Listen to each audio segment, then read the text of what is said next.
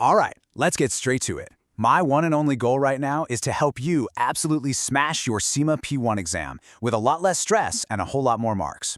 We're going to tackle one of the juiciest topics, risk and uncertainty. Okay, I get it. The words risk and uncertainty can sound a bit scary, right?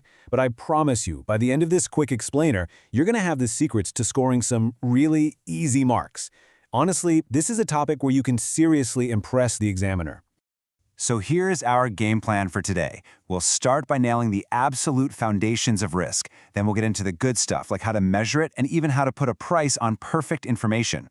From there, we'll build up to solving those bigger decision trees, and we'll finish up with a super fast, exam-ready recap that'll have you walking into that exam feeling totally confident. Sound good? Let's do it. All right, first things first. We have to get this fundamental idea down cold. What's the real difference between risk and uncertainty? Because for your CIMA exam, trust me, this distinction is everything. Okay, so when you hear the word risk in your exam, I want one word to pop into your head: quantifiable. It just means we can put a number on it. Why? Because we have some past data, We can look back and say, hey, the last 5 times it was this hot, our ice cream sales went through the roof. So we can say there's maybe a 60% chance of high demand. See? We can assign a probability. That's risk. So if we can put numbers on risk, we're going to need a tool to help us decide what to do, right? And that's where expected value, or EV, comes in. Think of it as our best guess. It's not magic, it's not a crystal ball, but it tells us what would happen on average if we could make this same decision over and over and over again. And here it is, the formula you've got to know. Now don't let that weird E symbol, the sigma, freak you out. All it means is add them up. You just take each possible outcome's value, the X, multiply it by its probability, P, and then you just add them all together. That's it. Let me show you how simple this really is. Okay, check this out. Let's say we're launching a new product. We think there's a 60% shot at high demand, making us $50,000. But there's a 40% chance of low demand, and we'd only make $10,000. Now, here's a massive exam tip. Set out your answer exactly like this table. Seriously, it's so clear. You've got your profit, your probability, and a final column where you multiply them. Then just add up that last column. It's a guaranteed way to pick up method marks, even if your calculator has a bad day. But wait. And this is where the extra marks are. EV isn't perfect. It's got some major blind spots. For starters, it's just a cold, hard calculator. It doesn't care about risk at all. And remember, those probabilities, they're just guesses. But here's the biggest trap, the one everyone falls for.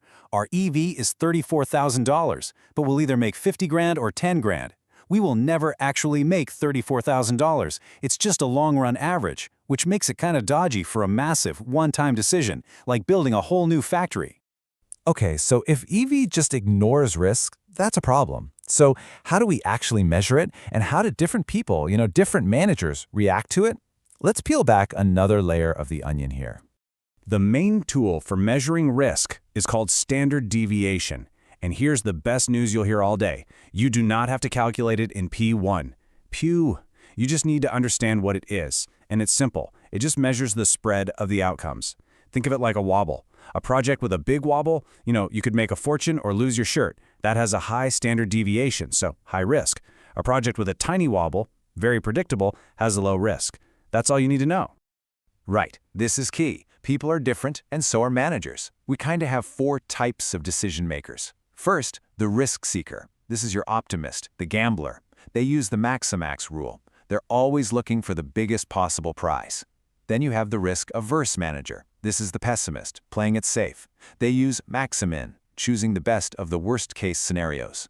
Third, the risk-neutral manager. They're the robot, the pure calculator. They just pick the highest EV, end of story. And finally, my favorite, the regret minimizer. This is the person who's always thinking, oh, what if I chosen the other one? They make the decision that avoids the biggest potential regret down the line. Okay, this leads to a really cool question. Let's be honest. If you could buy a crystal ball that told you the future, how much would you pay for it? What's that information actually worth? Well, in CIMA, we have a name for that, the value of perfect information, or VOP. And it's not just some cool idea. It tells you the absolute maximum price you should ever pay for, say, a super detailed market research report. The formula is beautiful.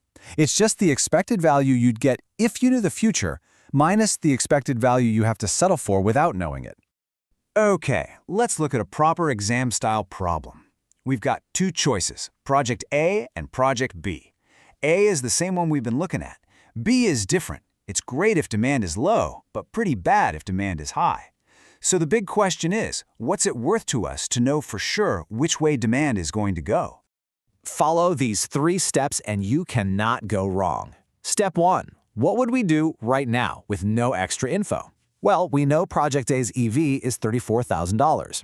If you quickly crunch the numbers for Project B, its EV is only $28,000. So, without the crystal ball, we'd pick Project A. Our starting point is $34,000. Got it? Okay. Step 2. Now, imagine we have the crystal ball. If it says demand will be high, we'd obviously pick Project A and its sweet $50,000 profit. But if it says demand will be low, we'd switch to Project B and get $40,000. So, with perfect info, we always pick the best option for the situation. The average profit in that perfect world is $46,000. Okay, final step. Step 3, the easy bit. Just find the difference. The perfect world EV of $46K minus our imperfect world EV of $34K equals $12,000. That's your VOPI. That means if someone tries to sell you a market report for $15,000, you say no way. Right, let's level up. In the real world, decisions aren't always a one-shot deal. Sometimes you have to make a decision, then something happens, then you have to make another decision. For that kind of messy, multi-stage problem, we need a bigger tool. And sometimes you're not just uncertain about one thing, but 2 or 3. Imagine you're opening a coffee shop. You're not sure what customer demand will be, and you're not sure what the price of coffee beans will be next month. To figure out the odds of a specific combo happening, like what are the chances of high demand and high bean prices, we use something called joint probability. And usually it's as easy as multiplying the 2 separate probabilities together to get the combined one. This is where decision trees become your absolute best friend. They're basically a flowchart for your decisions, and the absolute key is to know your symbols. A square, that's a decision point. That's you. You're in the driver's seat making a choice. A circle, that's a chance node. That's fate, the universe, things you can't control. Get those 2 straight and you're halfway there. Building one is super logical. You always draw it from left to right, just like reading a book. You start at the beginning with your first decision, so you draw a square. Let's say the choices are launch product or do nothing. If you follow the launch branch, what happens next? Well, demand is uncertain, so that's a chance node, a circle. And that circle will have branches coming off it for high demand and low demand, each with its own probability. And right at the very end of every single path, you write down the final profit or cost for that journey. Okay, now for the golden rule. If you remember one thing about decision trees, make it this. You draw left to right, but you solve right to left. You have to work backwards from the future. It's called rolling back. So you start at the payoffs at the far right. Whenever you hit a circle, a chance node, you calculate its EV. Then, when you get back to a square, a decision node, it's simple. You just pick the branch with the highest value and cross out the bad one. You keep doing that all the way back to the start, and it will literally show you the right decision to make. But what if there are no probabilities? What if you're launching something so new, so revolutionary, that there's just no past data to go on? Now we're not talking about risk anymore. We're talking about pure, true uncertainty. So what do we do when we're totally in the dark? Well, we have a couple of clever techniques in our toolkit. The first is sensitivity analysis. It's basically a what-if game. We ask questions like, okay, how bad would sales have to be for this project to become a bad idea? It helps us find the 1 or 2 variables that could really sink the whole ship. The other big one is simulation. This is where we let a computer do the heavy lifting. It runs our project thousands, even millions of times, tweaking all the uncertain numbers.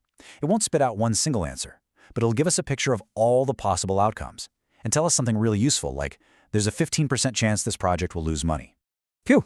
Okay, that was a lot, I know. But we've covered everything you need. So let's do a super quick, rapid-fire recap to make sure all these key points are locked in your brain for exam day. All right, here we go. Your ultimate CIMA P1 cheat sheet. Ready? Risk has probabilities, uncertainty does not. Expected value is sigma px, and you are always going to show your work in a table. Got it? Attitudes. Maximax is the optimist, Maximin is the pessimist. VOPI is the price of that crystal ball. And for decision trees, say it with me, draw left to right, solve right to left. At a circle, you calculated EV. At a square, you choose the best path. That's it. If you know these things, you will walk into that exam and absolutely nail these questions. You are ready? Now go get those marks.